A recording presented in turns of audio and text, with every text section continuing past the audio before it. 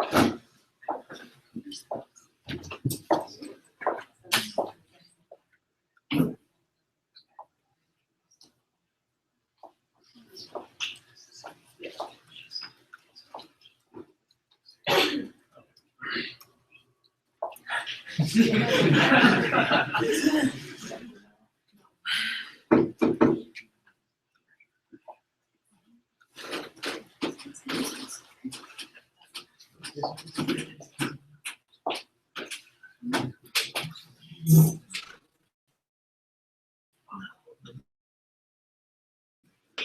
morning. My name is PKowahl. I am a senior at WM Monroe, and for my internship community service project, I focused on reading assistance in at-risk students. And here I'm defining an at-risk student as a student who is running the risk of falling behind from their peer group, specifically in reading. As we all know, reading is a key component to being able to do other subjects, science, history, even math. So if a student has a very poor reading base, they may struggle to continue to excel in other classes and then continue just to fall behind. My overall topic is reading intervention, specifically for kindergarten, first, and second grade students in Tier 2 and Tier 3. A Tier 2 student is a student who is slightly below their grade level. They're not quite where they need to be in order to keep up with their peer group. A Tier 3 student is someone who is much further below their grade level. They struggle to do some of the more basic stuff that kids in their peer group should be able to do. The reason I selected this topic was because from a young age, I was a very avid reader, and a very avid reader when I find the time to. And I wanted to do something where I had the opportunity to help students in younger grade levels, to allow them to excel and possibly have some of the opportunities that I have had throughout school. My research question focuses on the peer-to-peer. Is peer-to-peer reading remediation an effective form of remediation? This is talking about setting two students, one who is slightly higher in their class and a student who is struggling with some of the work, putting them together in proper conditions and giving them enough time to have them work through whatever it is. And I found through my research that it is effective, especially in reading. If you set a student down with a book that is on whatever reading level they are on, with a student who is above that reading level, while they may struggle to read, they can get assistance right there, and they can get help sounding out the letter sounds for those words so they can understand what they're reading. But in order for it to be effective, enough time and proper conditions need to be given. You can't just do this for 1 or 2 weeks every day during the school day. You have to give weeks, if not months, to be able to track progress and to be able to see true progress in the students' abilities. And also you have to be able to allow for the potential that they have a problem with a specific topic, like a set of words. You have to be able to stop progressing and spend a little bit more time on that so that they understand what they're doing wrong and they can get caught back up to where they need to be.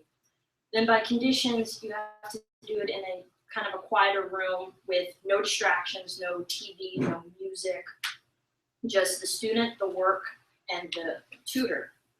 And this way they are focused only on the work at hand. They're only focused on whatever it is they're reading, whatever it is they have to write. That this way they can focus on it and they can get it done and then get help if they still are struggling with it. For my internship, I shadowed with Ms. Jan Helmuth at Parkersville Elementary. She is one of 4 reading remediation teachers over there. She focuses with students in K through 5 in Tier 2 and Tier 3 reading levels. She goes into classrooms and she works with the students in there on whatever it is their peer group is doing, or if there's another specific little thing that they need to be working on to get them to where their peer group is, but with whatever type of assignment it is they're doing. I shadowed her for multiple times, and each time I went at about the same time. And due to very busy schedules on both ends, there were stretches of time where it would be like weeks before I would go back. But because of that, I got to see students improving for the most part in their reading abilities, and that made me feel pretty good to see that this is actually effective. That extra remediation is an effective way to get students caught back to where they need to be, and that motivated me to do my community service project, which was the creation of an after-school reading program for students in 1st and 2nd grade in both Tier 2 and 3 by Ms. Helmuth, because they were the kids who may benefit the most from this program. Overall, we had 12 students in 1st and 2nd grade come once a week right after school for about an hour with my high school tutors, who they were grouped together based roughly on where their reading levels were. They sat down with a tutor and they were given a book that is deemed to be on their reading level, and they read. They got help from their peers and from the tutors as they needed it, and for the most part, it showed to be very effective, over time. Not only were they still getting the assistance from Ms. Helmuth and the other teachers, but they were getting extra assistance from us. And it showed there was a lot of improvement in the students. We had one 1st grade student who his behavior was very wild. He didn't like being there. And I don't think a lot of them did at first, because a lot of them struggle so much to read, that they just, at some points, they just kind of like, I can't do this. I'm not that smart. I'm not as smart as my friends are. So it's not worth it for me to do this. But this particular student, he came in, he was very wild, and his behavior over time had improved, and as did his reading abilities. And that made us all feel pretty good, because it showed that we were making a difference in this kid's life. There was also a 2nd grade girl who came in. She was very quiet, very shy, and that made it very hard for us to hear her and try to catch some of the mistakes she was making and pronunciation of some words. But over time, she got a lot more confident in herself, because she realized that she knew what she was doing. She was more comfortable around us. So she got a little bit louder, and we were able to help her. And she also has improved. Again, that made us all feel pretty good. This was all very significant for me, and it was a learning stretch, because I've never been a remedial student. I've never really seen what goes on, behind the scenes with remedial students. I've never gotten to see that, and getting to observe these students and see what goes on, it opened my eyes to see that, even kindergartners can struggle, understanding the alphabet and those letter sounds that form all these words that we can read every day, that sometimes we may take for granted just because it comes so naturally to all of us. This was it was significant. It was a learning stretch, because I had to kind of push my boundaries a little bit in creating this program. I had to reach out to parents who didn't know me. They knew Ms. Helmuth, so that kind of helped, but they didn't at all. I'm just this high school student who's coming in and saying, I want to read with your kids. Will you allow them to stay? And while I did get a lot of great parent feedback as the time went on, which made me feel pretty good, that made me see I'm really making a difference, not only in their academic, but their behavior even at home, and their desire to read at home it had gone up, and it made me feel pretty good about myself and the things I was doing here. I learned a lot about myself, that I can step up to a leadership role like this, and I can set a pathway for not only my tutors, who a lot of them had never really done anything like this before, and for the students to get them on. They can get caught back soon eventually, whether that be this year or next year. They can get caught back up, and they can get back to where they need to be, so they can continue to excel in the rest of elementary school and into middle and high school. Something I would have done differently is I would have had the project run longer. We started in January, and running through, actually next week will be our last session.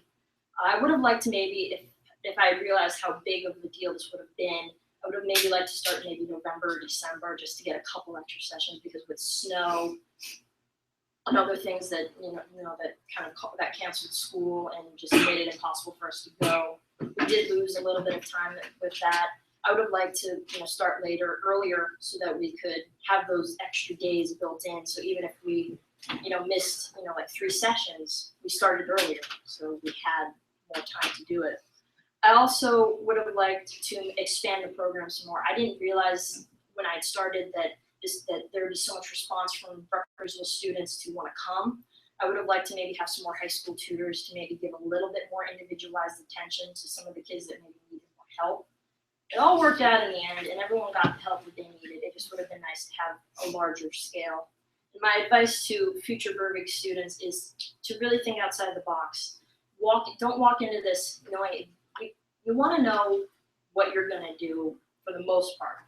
But when it comes to your community service, you can think outside of the box. When it comes to your internship, you can think outside of the box and do something that's completely maybe just off the wall and something you might be a little bit interested in. And you can go with it that way and find that you can make more of a difference that way than what you originally thought. Next year, I will be attending Christopher Newport University, and my hope is to study chemistry. Are there any questions?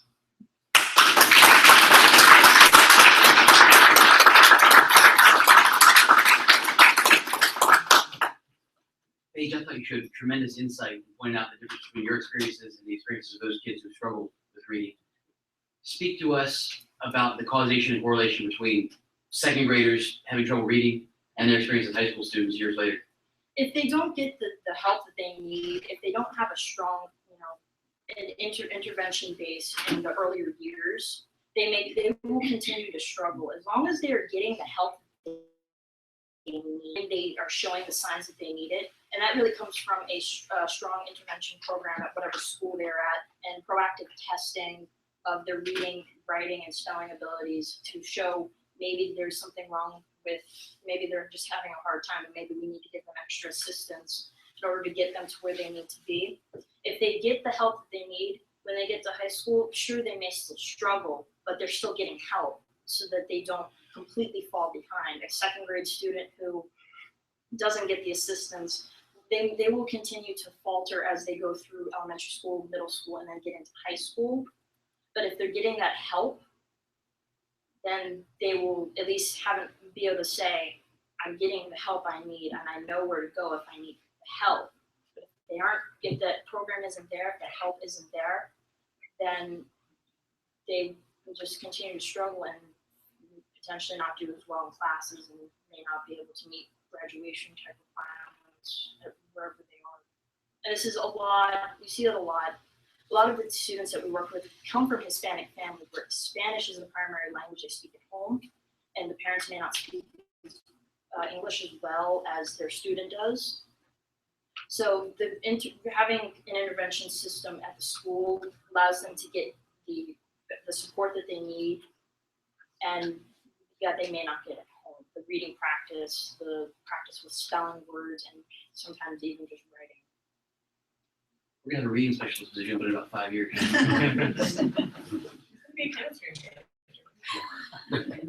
Paige, so in your research, did you find anything about with the peer-to-peer remediation strategy that does that work for all students, all grades, or is it more effective at certain areas? When you look at doing peer-to-peer, the teacher really needs to look at the student that they want to be a tutor, and they really need to make sure that their behavior is ideal. A student who gets in trouble, they may be very smart, but get in trouble a lot. That is not the type of student that may be an effective, someone who might be in their grade level and in their class. It might even be their best friend, but they're struggling. That may not work as well as a student who has good behavior, they're excelling in their reading abilities. And they may not be their friend, but getting the help, it might be a little bit more important than, being best friends with someone. Did your research show you that it was more effective at any particular grade levels? Honestly, I really didn't look at specific grade levels. My focus was the kindergarten, first and second graders, and there's a little bit of research I read with fourth graders in Chicago, and some of the schools that don't have as good of a funding program, so they don't have as good teachers. Sort of building on that in terms of the research, did you see anything about implementing I think you did a really nice job in terms of the sort of an experimental design here, but implementing a program 1 year and seeing some improvement, and then maybe not having that the next year. Is there anything that says how well those students would do after they've had it and then not have it for a little while? If I didn't really research that, but what I looked at was the students who got the remedial help. They were taught, we've taught them, little ways to remember how to pronounce some letters, showing them, covering up parts of the word, having them sound out each letter or set of letters that make a specific sound. If they continue to use those techniques in order to, continue to read harder and harder passages, then as they continue on, as long as they remember how to use them, they can keep using them and they can continue to excel.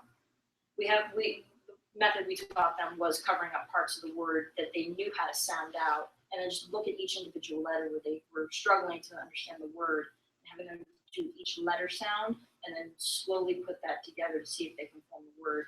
We had a student who we stopped using it, because a lot of them were using it on their own, and I watched a student just yesterday do it on his own, and it helped him get to the word, and that it shows that they're using it in practice. So if they continue to use it, it will become part of their reading strategy.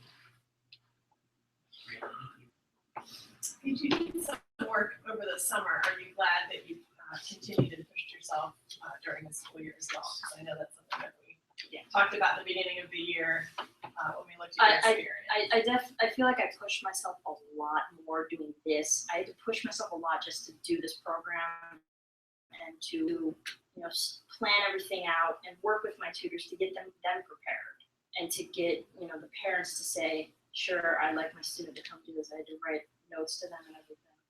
But this here pushed me a lot more than what I had done during the summer, and I feel like I gained a lot more out of it. Sounds like I agree. All right, good job, Paige. Well.